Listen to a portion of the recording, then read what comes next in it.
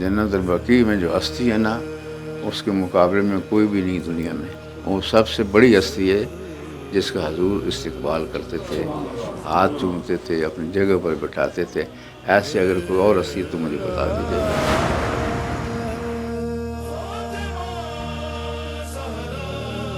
یہ بھی صرف اسی وجہ سے ہے کیونکہ خاتون جنت کے مزارات پہ ان کی بے حرمتی کی گئی ہے. اگر ان کی بے حرمتی نہ کی جاتی تو آج قدس بھی محفوظ ہوتا، اور کشمیر فلسطین یہ بھی آپ کے ہاتھ میں ہوتا.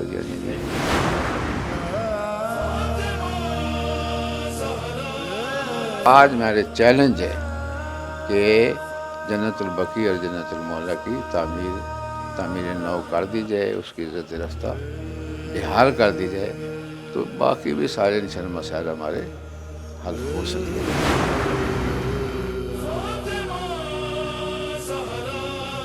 محمد بن سلمان نے قبول کیا ہے کہ یہ ہماری جو جماعت ہے، جو ہمارا عقیدہ ہے، اسی نے زیادہ دہشت گردی پھیلائی ہے، اور یہ ہم نے بڑی جو طاقتیں ان کے کہنے پر ہم نے یہ کیا جی.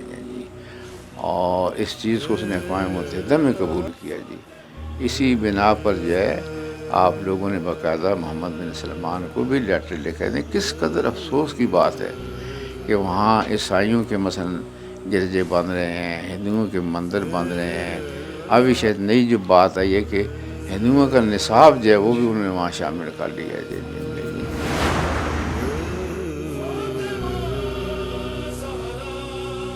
تفریق کو مٹانا چاہتے ہیں تو جنت البقیع جنت المعلیٰ کو تعمیر کرنا چاہیے، اور جلدی کرنا چاہیے.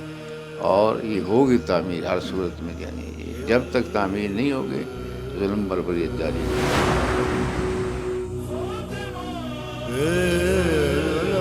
ہر مسلمان جو ہے اس کی ذمہ داری ہے کہ وہ مظلوم کے بارے میں آواز اٹھائے جی، اور ظالم سے نفرت کرے جی. دنیا میں سب سے زیادہ مظلوم جو ہیں وہی پاکیزہ خانواد ہے.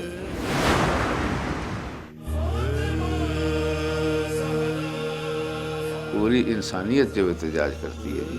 اگر صرف شیعوں کے احتجاج ہوتا تو اقوام متحدہ میں یہ مسئلہ پیش نہ کیا جاتا جی، وہاں بھی پیش کیا گیا جی. البتہ یہ اور بات ہے کہ جو لیڈران ہیں اس سے گریز کرتے ہیں. ابھی یہی دیکھ رہے ہیں کہ القدس کے بارے میں تو ہم زور دے رہے ہیں، لیکن جنت البقیع کا جو معاملہ ہے وہ صرف، اور جنت المعلیٰ کو صرف آپ کی طرف سے اٹھایا جاتا ہے، اور کوئی نہیں کرتے. کیونکہ اور پٹھو ہیں، ہم پٹھو کسی کی نہیں ہیں، ہم پاکیزہ ہستیوں کے نوکر چاکر ہیں جی. ہمیں کسی کی پرواہ بھی نہیں کہ کون ہمارا ساتھ دیتا ہے یا نہیں دیتا ہے جی. ہم نے مقصد ڈنکے کی چوٹ پر جو جبکہ ہمارے آباء و اجداد نے نوکری سے نہ پر بھی کلمہ حق کہا ہے، ہم بھی کہنے کے لیے تیار ہیں.